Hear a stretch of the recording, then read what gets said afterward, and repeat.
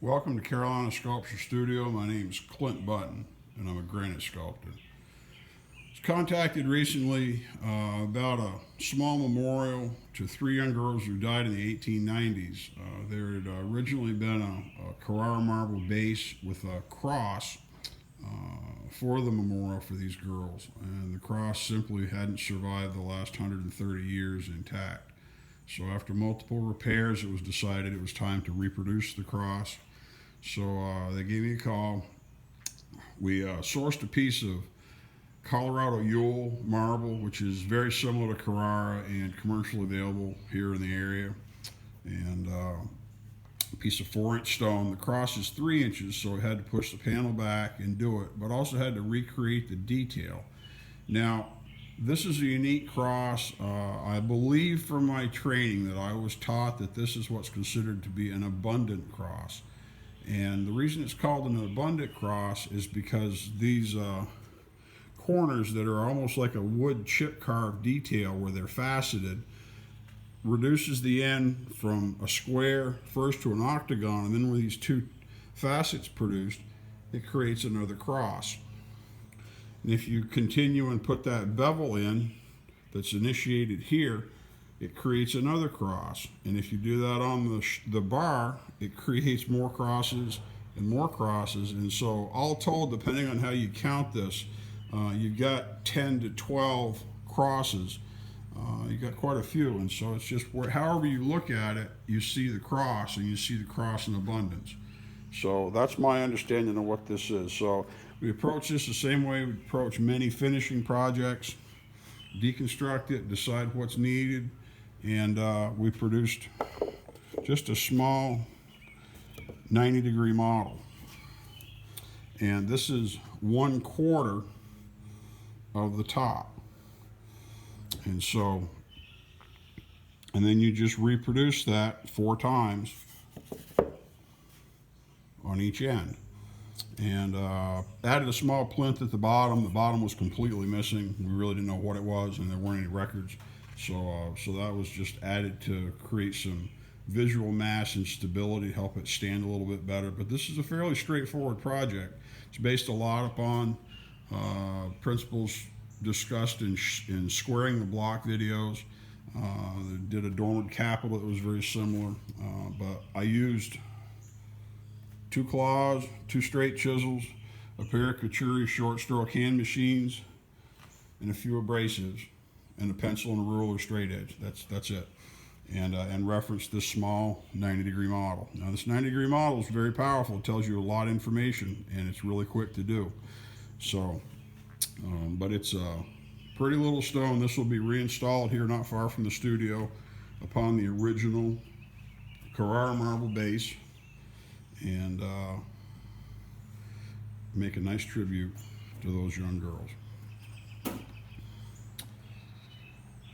My name's Clint Button here at Carolina Sculpture Studio. I'll try to put a little bit of video of the actual carving of this project in here at the end of the video.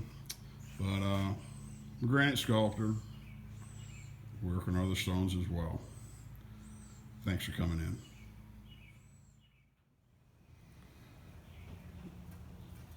Now I have the cross laid out all the way around. Did the panels front and back, got them pretty close, and now I'm going to work on the actual ornate detail for the ends of these, ends of the bar, ends of the shaft, and the top of the shaft. Now that's all pushed down. And you can brick it if you want, just to make sure you get it pretty flat. What I'm going to do is I'm going to go ahead and do this, same side over here. Then we can use this plane that's pretty flat. We can cut this back and make sure that this stays flat. Because when we cut this back to make the octagon on the end first, the only point that we're going to save is the center of this corner right here in the middle. That's what we're trying to produce. And we're going to leave it. This is also a good chance to practice developing a corner. Instead of cutting it, you can reduce it and leave it in place. And I'm going to cut this, and I'm going to flip it. I'm going to go ahead and do all these first. So We'll be back in a little bit to show you the rest of this. We're going to cut all the rest of these. And now all three pieces are all three ends. One here, one on the end here, and the one on the bottom. They're all cut. Got them all pushed back. Okay, I've got all three ends done. Now we got our cross. We got our first facet. I'll draw some lines on here just to show you, to help clarify. Right here, the line that I drew on the stone is almost exactly in the center, this top line where it comes up and goes over. I've got a little bit of extra volume right here. This corner isn't cut free. I could have cut this line over a little more and cut this in a little more to get it right perfect. Instead, I left material on both faces of this edge. And I did that on purpose because that means I can develop that edge as I cut it. And because I can develop it as I cut it to make this corner, I can keep the corner very secure and very sharp. If I went ahead and cut this all the way back to where this face dictated this face, that transition, you're likely to have a check in the corner. It's really hard. You can develop it with the corner of a chisel and erode it down instead of cutting it in, but you still could weaken that face. By doing it this way, I can cut that face, that corner away and reveal it and develop it as I go down, and that's a really good strategy to maintain control, to have nice strong corners. Now all the ends are cut. Now if you look, this is a good example right here. If you look right here, you can see that line isn't perfect, okay? I'm not going to try to make it perfect with a chisel because I can go back in with the stone when it's all open and I can screw it up and I can draw that center down very easily without risking pushing it down with a chisel, because even if there's a soft spot on either side of it, so I'll go up and I'll get all these faces and I'll get them just right with none of the stones in the way.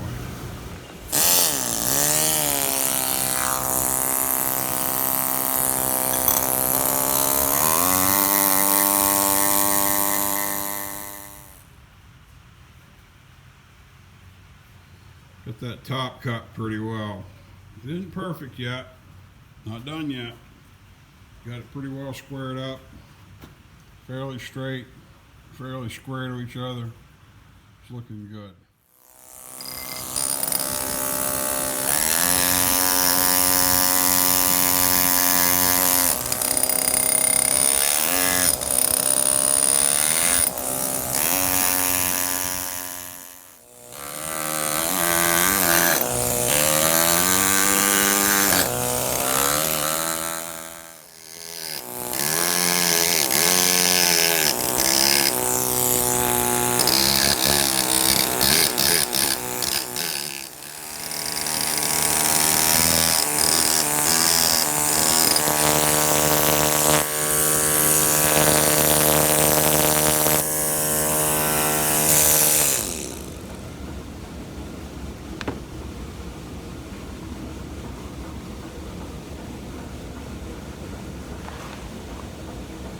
Close.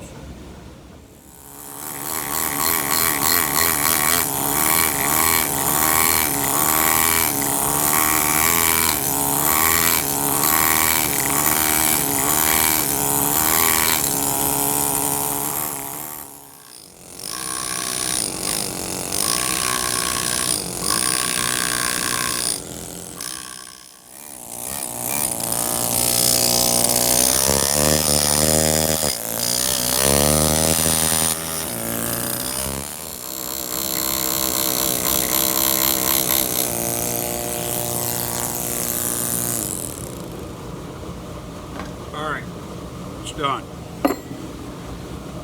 Still need to do the abrasion work and everything. Go around, tune it all up. Now the carbon's all done.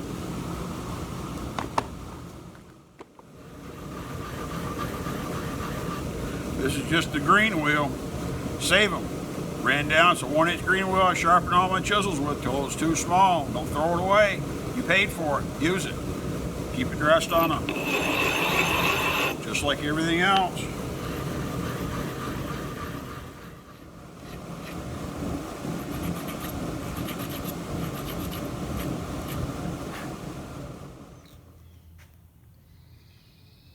It's done.